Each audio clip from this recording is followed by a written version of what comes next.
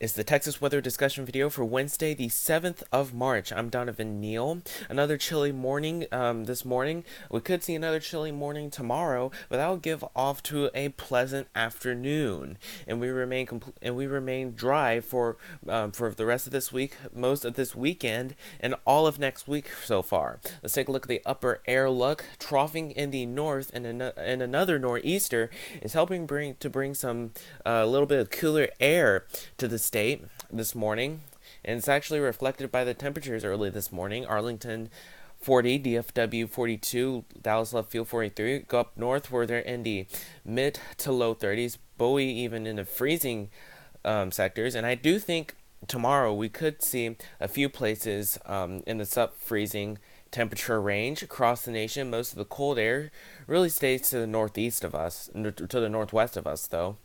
Across the watch warning map, pretty quiet across the central and western side of the country, but go out to the northeast, we have a multitude of winter weather advisories, watches, and warnings where they're getting impacted by another nor'easter. This one is not as strong as the other one, though. This one's more snow-based, so about a foot of snow is forecast for parts of the northeast.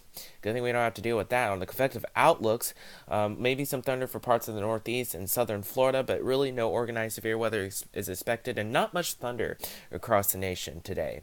This is the average rainfall for the next 7 days. Most of the rain stays to the eastern United States, and down here, next to nothing for parts of North Texas. We could see about a trace of rain on Saturday, but really, it's not. Don't expect don't expect anything this week.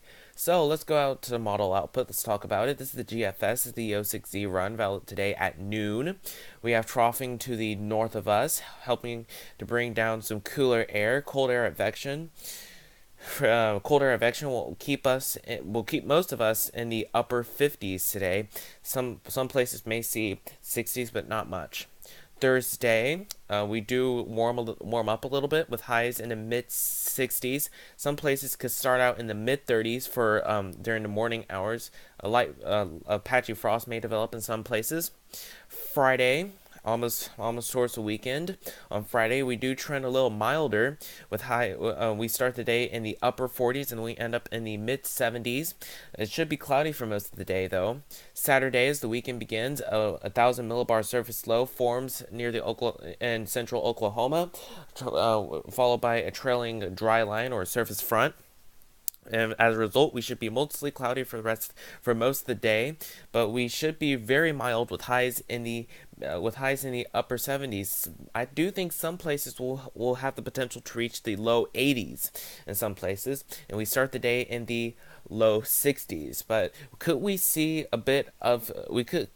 some severe storms for parts of the Arklatex region? Here's the instability values Sunday evening, and you can see instability values of over 1,800 joules per kilogram is forecasted in some places. So one or two severe thunderstorms not ruled out, but this will be refined in later outlooks.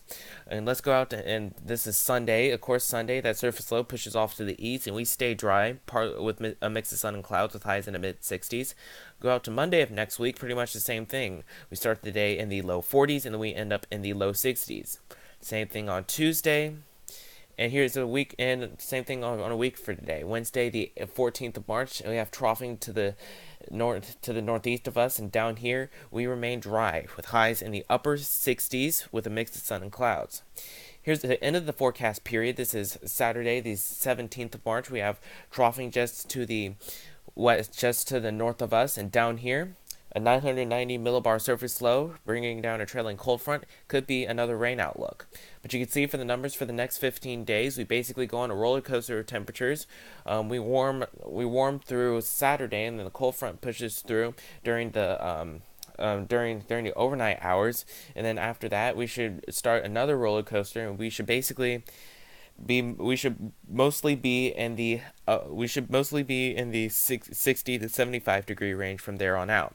That's it for the Texas weather discussion video for today. I'll have more notes in a blog. Next video here should be posted at around 7 a.m. tomorrow morning. If you can't catch local TV stations on the air at 4, 5, 6, and 10. Thanks for watching. Have a great day, and Godspeed.